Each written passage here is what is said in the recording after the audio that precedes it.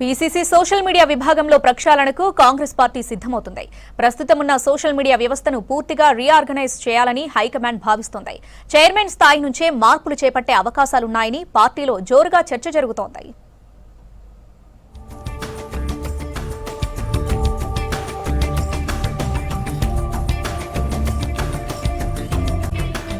కాంగ్రెస్ లో సోషల్ మీడియాను క్లీన్ చేసే పనిలో పడ్డారు హస్తం నేతలు. పీసీసీ సోషల్ మీడియా విభాగాన్ని అప్డేట్ చేయడానికి హైకమాండ్ గ్రీన్ సిగ్నల్ ఇచ్చింది. దీంతో పార్టీ సోషల్ మీడియా చైర్మన్ ను మార్చే అవకాశాలు ఉన్నాయని గాంధీ భవన్ వర్గాల్లో టాక్ వినిపిస్తోంది.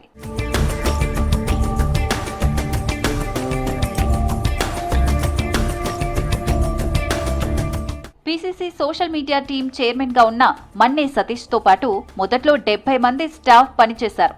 అయితే వారిలో పర్ఫార్మెన్స్ బేస్డ్ ఇనాక్టివ్ గా ఉన్న వారిని తొలగించారు. ప్రస్తుతం 25 మంది మాత్రమే టీంలో ఉన్నారు. కాంగ్రెస్ అధికారంలోకి వచ్చాక సోషల్ మీడియాలో పార్టీ వాయిస్ బలంగా వినిపించట్లేదని ఆరోపణలున్నాయి. ప్రతిపక్ష పార్టీ నేతల విమర్శలు, ఆరోపణలకు అధికార పార్టీ నుంచి ఇస్తున్న కౌంటర్లు పార్టీ సోషల్ మీడియాలో పెద్దగా హైలైట్ అవ్వడం లేదనే టాక్ ఉంది.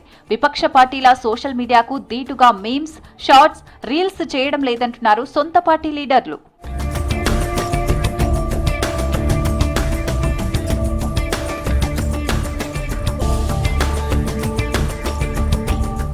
హైడ్రా, మూసీ ప్రాజెక్టు లాంటి అంశాల్లో గులాబీ సైన్యం చేస్తున్న ఆరోపణలను తిప్పికొట్టడంలో హస్తం సోషల్ మీడియా వింగ్ వెనకబడిందనేది పార్టీ లీడర్లే చెబుతున్నారు.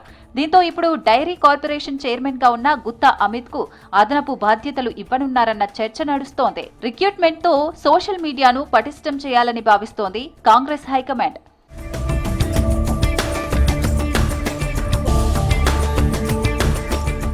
బీఆర్ఎస్ సోషల్ మీడియా దాడులకు కౌంటర్ ఇస్తూ సర్కార్ స్కీమ్లను మరింతగా ప్రజల్లోకి తీసుకెళ్లడమే లక్ష్యంగా కీలక మార్పులు చేస్తోంది పీసీసీ అధినాయకత్వం.